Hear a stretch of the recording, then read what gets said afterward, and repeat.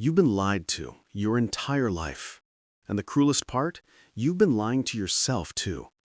Right now, somewhere out there, someone is living the life you convinced yourself was out of reach.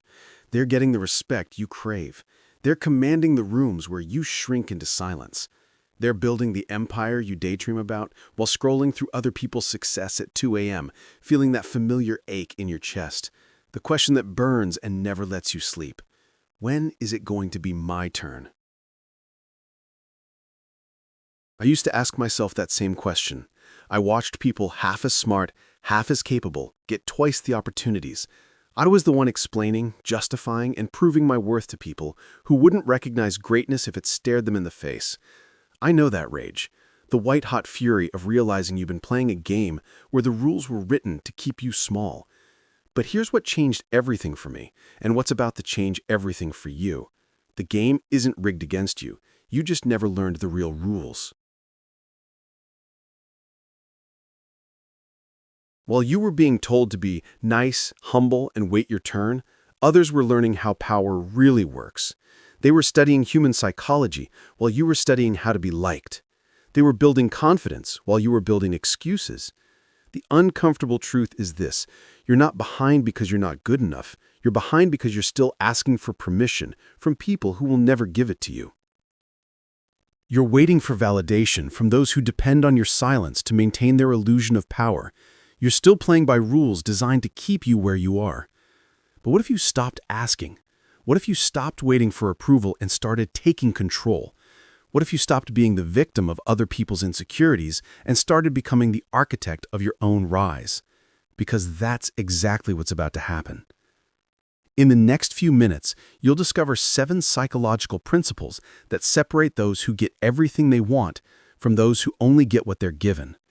You'll understand why some people command respect without demanding it, why opportunities chase certain people instead of the other way around, and why some live like rulers while others serve like subjects. This isn't theory. It's not motivation. It's surgical precision applied directly to the mechanics of human behavior. By the end of this, you won't just think differently, you'll move differently, speak differently, exist in every room you enter. Now, before we begin, drop this affirmation in the comments. I'm no longer asking, I'm choosing. Type it like you mean it, because after today, asking permission will feel like betraying yourself.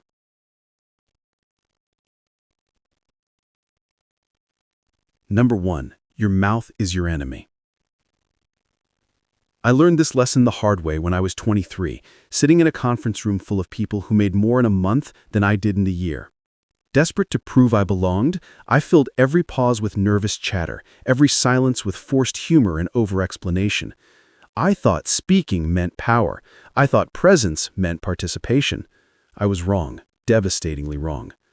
The most powerful man in that room barely said 10 words the entire meeting. But when he did speak, everyone leaned forward.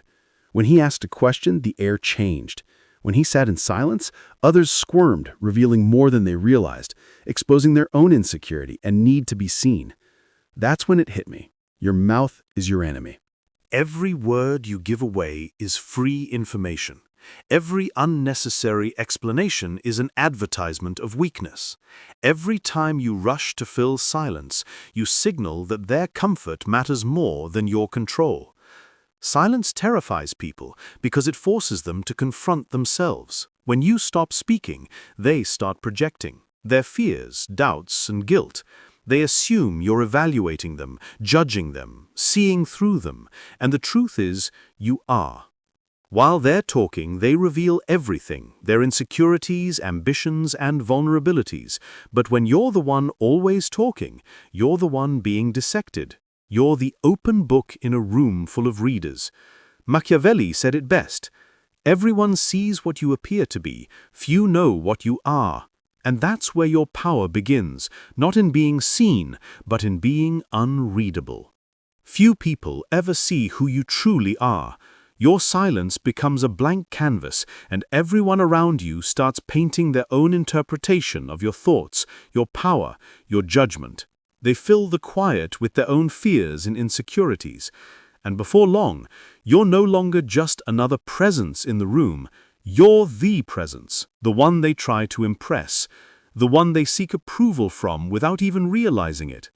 I began practicing this immediately. Instead of jumping into conversations, I observed them. Instead of trying to prove I was intelligent, I let others reveal that they weren't as wise as they believed. Instead of competing for attention, I began controlling the rhythm of every interaction, not through dominance, but through timing. I chose when my words were worth the room's attention. The transformation was instant. People started coming to me for my opinion instead of me forcing it upon them. They began working harder for my approval because I stopped giving it away. They started wondering what I was thinking because I stopped thinking out loud. And that's when I discovered something no one tells you. Silence isn't the absence of sound, it's the presence of power. The person who can sit comfortably in silence while others fidget and ramble holds the invisible reins of the room. They don't need to speak to lead. They don't need to explain to influence. They don't need noise to command attention. Silence isn't weakness. It's proof that you control the room without ever needing to raise your voice. Number 2, your feelings are not your facts. 2 years ago, someone I trusted completely betrayed me. Not financially, not physically, but emotionally. They took everything I had shared in confidence and turned it into entertainment for a crowd whose respect I had worked years to earn. I sat there as my private pain became public amusement, that familiar burn of humiliation rising in my chest. My first instinct was to explode, to defend myself, to shout, explain, and make them see how wrong they were. I wanted to hurt them the way they hurt me, but something inside me stopped. Pride, instinct, maybe wisdom. I stayed silent, and in that silence I learned the most valuable lesson of my life. Your emotions are not your identity, they are data. They are temporary signals, not permanent truths. They're meant to be observed, analyzed, and chosen, not obeyed. That moment didn't break me. It revealed something stronger than revenge, the power to remain calm while others lose control. While they were showing everyone who they truly were, I was revealing who I was becoming. That's what real emotional mastery looks like. When someone provokes you, you don't react, you collect data. When someone betrays you, you don't collapse, you take notes. When someone tries to manipulate your emotions, you don't give them the satisfaction of control, you give them the discomfort of failure. This isn't about becoming emotionless. It's not about pretending you don't care. It's about realizing that your reactions are choices, not reflexes. The one who remains composed during chaos becomes the anchor everyone else depends on. Machiavelli once said, "Since love and fear can hardly exist together, it is far safer to be feared than loved." But this isn't about ruling through intimidation. It's about commanding respect through emotional independence. It's about making people realize that they cannot manipulate, predict, or control you. When you become emotionally untouchable, something profound happens. People seek you out during their crises because they trust your calm. They give you greater responsibilities because they know you won't crack under pressure. They start seeing you as leadership material because your stability becomes their security. And here's the secret that changes everything. When you master your emotions, you stop taking other people's emotions personally. Their anger becomes information, not accusation. Their guilt becomes projection, not truth. When someone gets angry because you set a boundary, you don't doubt yourself. You see proof that the boundary was necessary. When someone tries to guilt you for chasing your goals, you don't see selfishness, you see how your growth threatens their comfort. Your emotions should be deliberate, not reactive. Master this, and you'll never again be controlled by anyone who thinks they know how to make you dance to their tune. Number 3, Control information like your life depends on it. I used to believe that transparency was honesty, and honesty was strength. I thought that by sharing my struggles, fears, and dreams, I was building connection. But I was wrong. Every personal detail I offered freely became ammunition for someone else's advantage. That's when I learned information is currency, and the richest people never spend it carelessly. My struggles became proof of weakness. My dreams turned into jokes whispered behind my back. My fears, the ones I shared in moments of vulnerability, became weapons in other people's hands. Without realizing it, I had given away my most valuable currency, information about myself. And those around me had been collecting it, storing it like ammunition, waiting for the right moment to fire. Here's the truth. Information is power, not money, not connections, not even talent. Power belongs to those who understand who has it, who needs it, and who controls the flow of it. That flow determines the hierarchy in every situation you'll ever be part of. While you were being taught that sharing is caring, others were quietly learning that knowledge is leverage. Every conversation is an exchange of intelligence. Every person you meet is either extracting information from you or revealing something about themselves. The question is, are you conscious of that exchange? Or are you unknowingly leaking state secrets while they're collecting classified data? The turning point came when I began treating my personal information like a classified government file. Not because I had something to hide, but because I finally understood that mystery creates respect and scarcity creates value. The less people know about your inner world, the more they must respect the results you produce. Think about the most powerful people you know. How much do you really know about their private lives, their insecurities, their emotional state, their detailed plans? Almost nothing. And that's not a coincidence. Power is preserved through opacity. When people can't see how you do what you do, they're forced to respect the fact that you do it. Machiavelli once said, "The wise man does at once what the fool does finally." While the fool is eventually forced to reveal his hand out of desperation, the wise man chooses his disclosures with surgical precision. Your personal details, your fears, plans, ambitions, and next moves are not public property. They are privileges to be earned, not rights to be assumed. But here's the key. While you become selective about what you share, you must also become systematic about what you gather. Pay attention to what people reveal when they think you're not paying attention. Listen closely to the stories they tell to impress you, to earn your sympathy, or to justify their failures. People will tell you everything if you're patient enough to listen and disciplined enough to remember. They expose their weaknesses while complaining about their problems. They expose their strategies while bragging about their successes. They expose their fears when they explain why they can't do what you're already doing. This isn't manipulation, it's awareness. It's not exploitation, it's observation.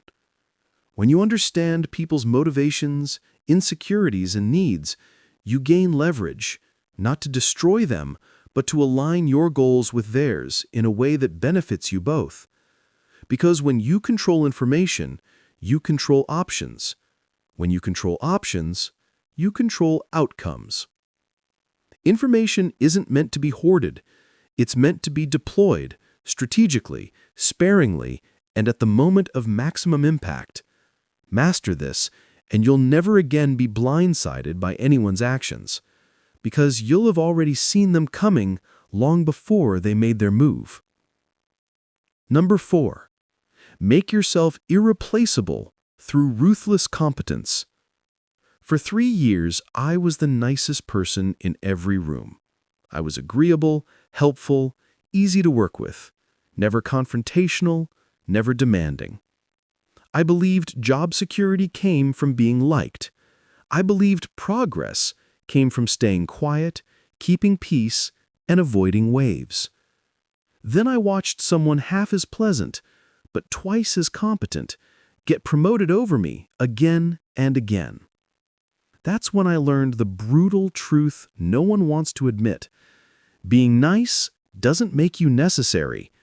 Being agreeable doesn't make you valuable. And being easy to work with only guarantees one thing: that you're easy to replace. You know what does make you irreplaceable? Being so skilled, so capable, so undeniably excellent that replacing you would cost more time, money, and risk than simply paying you what you're worth, even when you're demanding respect, enforcing boundaries, and refusing to settle for less. This was the hardest truth I ever had to swallow, because it forced me to admit I'd been using likability as a shield against mediocrity. I thought my pleasant personality could compensate for average performance. I was wrong.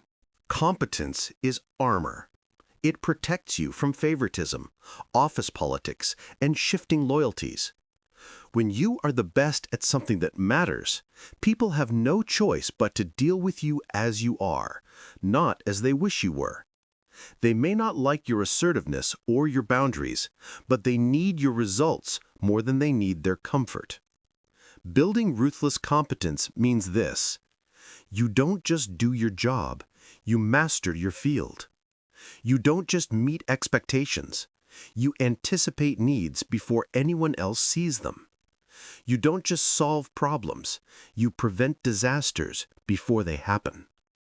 Machiavelli once said, "There is nothing more difficult to take in hand, more perilous to conduct, or more uncertain in its success than to take the lead in the introduction of a new order of things."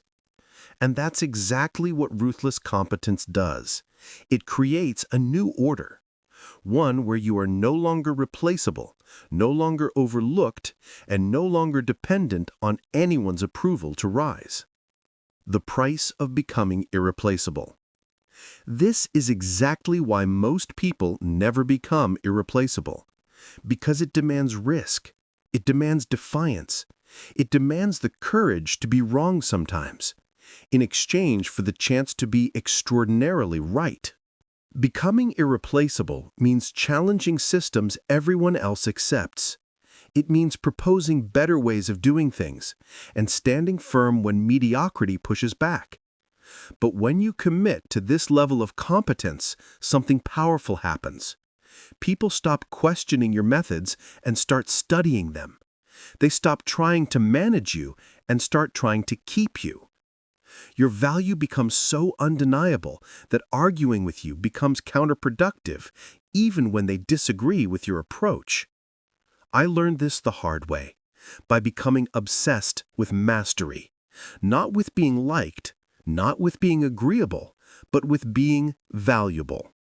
I studied every corner of my craft until I knew things that even veterans didn't. I solved problems others had long accepted as just how it is. I became the person who made everything around them work, faster, smoother, smarter. And the shift was immediate. The same people who used to dismiss my ideas started seeking my advice. The ones who saw me as replaceable began offering me better opportunities. And those who once took me for granted suddenly competed to keep me around. When you reach this level, a transformation occurs. You stop competing with people and start competing with your previous self. You stop worrying about job security and start choosing between offers. You stop asking for raises and start negotiating partnerships. And most importantly, you stop fearing opinions because your results speak louder than their criticisms. When you become irreplaceably competent, confidence isn't something you build, it's something you earn. Competence is the foundation of every other form of power. Build it first, build it ruthlessly, and everything else becomes negotiable. Never explain yourself to those committed to misunderstanding you. 5 years ago, I made a decision that changed the entire trajectory of my life. I walked away from a stable job that everyone said I was insane to leave, to pursue something everyone said I was foolish to chase. The reaction was brutal. Family questioned my sanity. Friends predicted my failure. Colleagues whispered about my arrogance, my selfishness, my inevitable collapse. For months, I tried to explain myself. I shared my plans, my strategy, my research, everything. I wanted them to see that this wasn't impulsive, it was intentional. That it wasn't reckless, it was strategic. That it wasn't fantasy, it was vision. But nothing I said mattered because they had already made up their minds. They weren't confused. They were committed to misunderstanding me. They needed me to fail because my success would destroy their excuses for staying the same. They weren't threatened by my decisions. They were threatened by what my decisions represented. And that's when I learned one of life's most liberating truths. You cannot reason someone out of a belief they didn't reason themselves into. You cannot convince someone to respect you when their ego depends on feeling superior to you. You cannot make someone see your worth when their comfort depends on pretending you have none. Machiavelli once wrote, "Men judge more by the eye than by the hand. Everyone sees what you appear to be. Few experience what you truly are." Those who are committed to misunderstanding you will never experience who you really are. They're invested in their illusion of you because it protects their fragile worldview. But everything changes when you stop explaining yourself to people who aren't truly listening. You free up massive amounts of mental and emotional energy that you can redirect toward building, creating, and aligning with people who do see your worth. The right people won't need long explanations to trust you. The right opportunities won't require you to convince anyone. The right relationships won't demand that you shrink yourself to make others comfortable. This doesn't mean arrogance. It means discernment. You become selective about whose opinions deserve your attention, whose understanding is worth earning, whose approval is worth pursuing.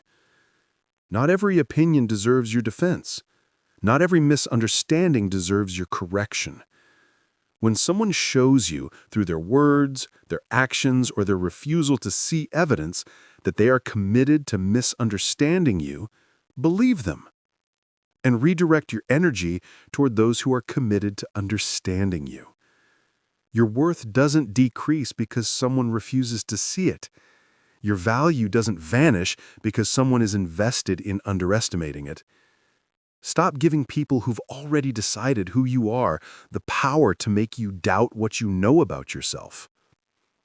Some people need you to stay small. Some people need you to be small so they can feel big. Don't give them what they need. Give them what they've earned. Absolutely nothing. Number 6, build systems, not dependencies. For a long time, I thought freedom was a feeling, that intoxicating rush you get when you imagine escaping everything that confines you, the job, the responsibilities, the expectations. I thought freedom meant not answering to anyone, not showing up anywhere, not doing anything unless I felt like it. But I was confusing freedom with chaos.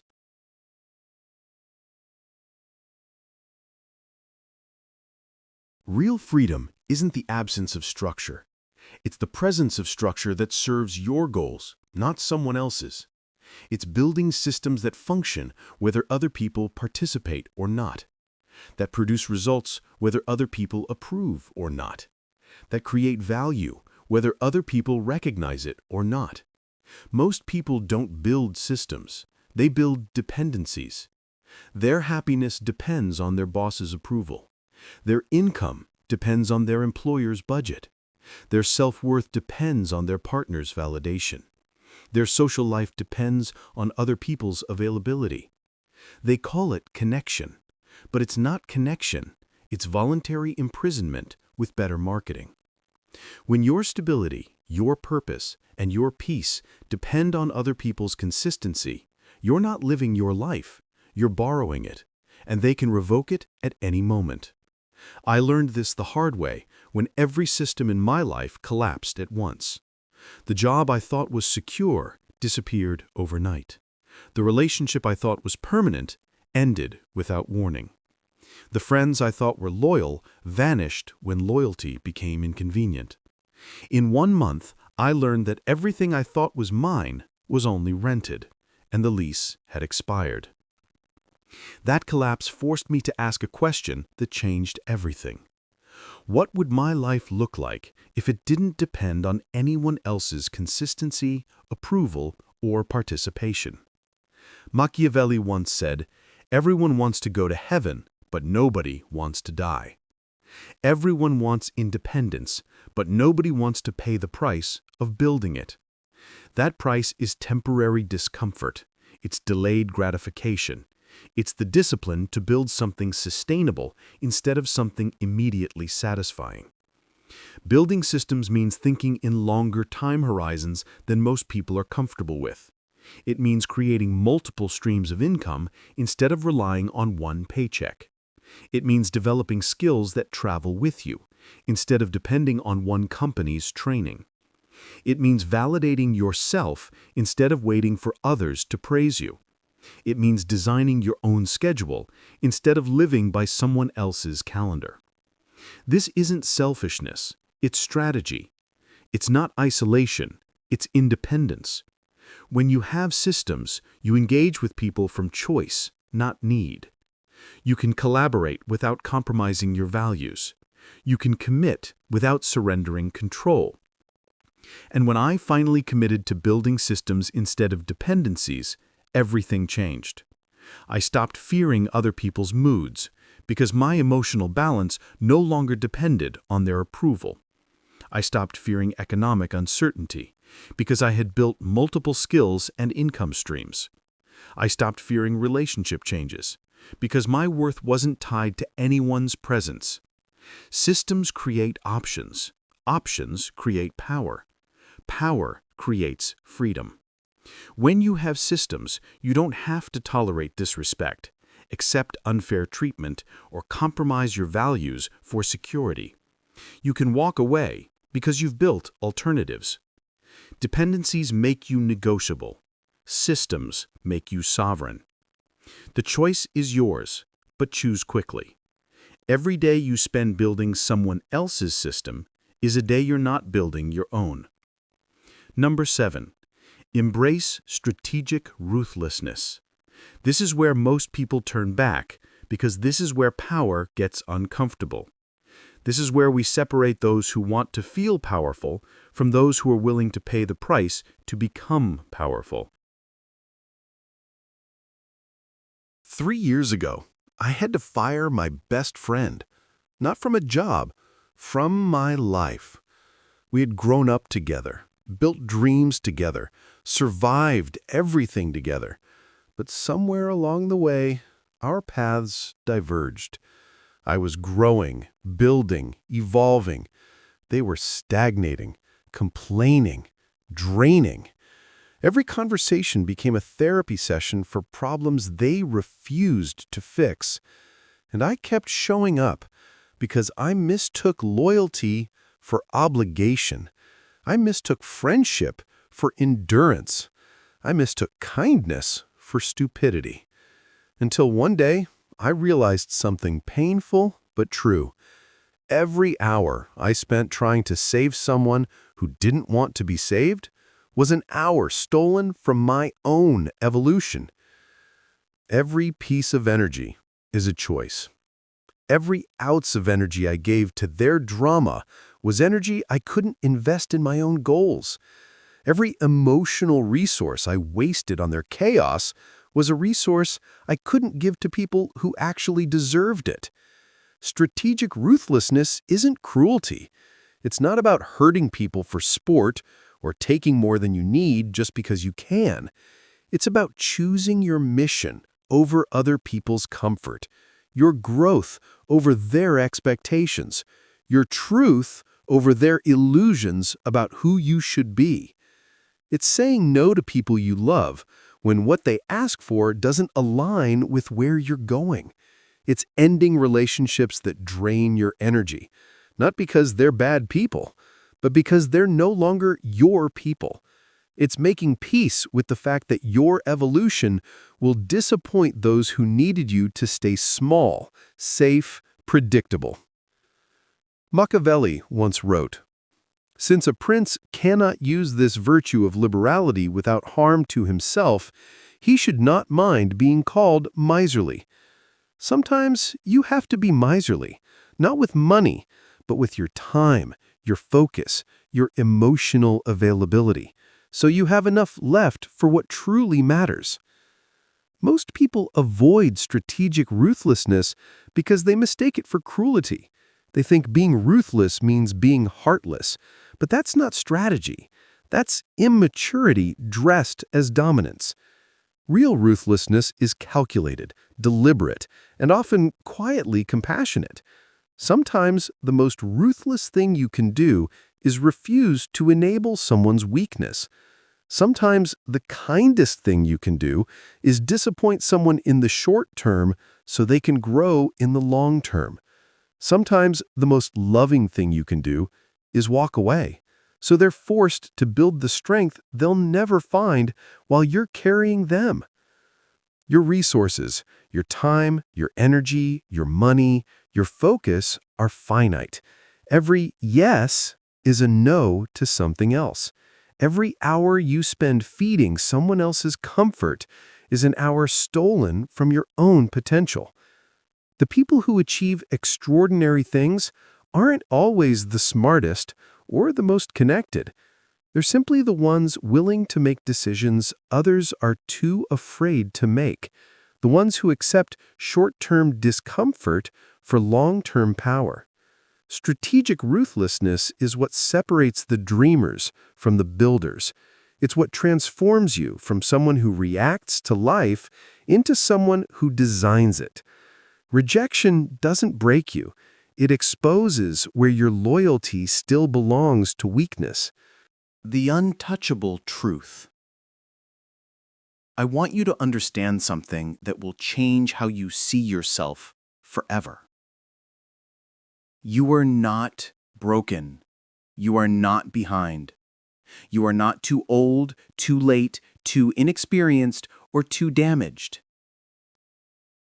You've simply been conditioned to believe that your natural desire for power, respect, and achievement is wrong, that wanting more is selfish, that setting boundaries is cruel, that ambition is arrogance. Those are lies. Lies designed to keep you compliant, predictable, and small. Psychological chains that fall away the moment you decide you're done wearing them. Because you are not here to be liked. You are not here to be comfortable. You are not here to make others feel good about staying where they are while you shrink yourself to fit in. You are here to become untouchable. Not through noise, not through attention-seeking, but through excellence. Through the kind of competence, discipline, and inner strength that changes the energy of every room you enter. This isn't about becoming someone else. It's about remembering who you were before the world told you to tone it down, calm it down, or stay in line. It's about stripping away every layer of fear, approval-seeking, and hesitation until all that's left is truth, pure, undeniable power. The world is full of people waiting for permission, waiting for their boss to see them, waiting for their partner to validate them, waiting for society to approve of their dreams. But you're done waiting. Because permission isn't given, it's claimed. Not stolen, not begged for, not demanded. Just quietly, confidently taken by those who know their worth. You don't need to announce this transformation. You don't need to explain your silence, your boundaries, or your new priorities. They'll feel it, because real power doesn't need to be declared. It's self-evident. The relationships meant for you will evolve with you. The opportunities aligned with you will recognize you before you recognize them. And the rest? The ones who fall away, the doors that close, were never yours to begin with. They were placeholders, keeping space warm until the real players arrived. This isn't the end. This is the beginning. The moment you stop asking for permission and start taking what was always yours. When you stop explaining yourself to people committed to misunderstanding you.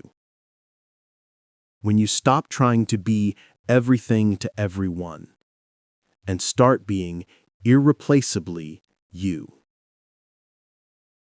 You have everything you need to become untouchable. You always did. The only question left is, are you ready to stop pretending you don't? You don't need to be louder. You just need to be remembered in silence. If you're done being controlled, hit like.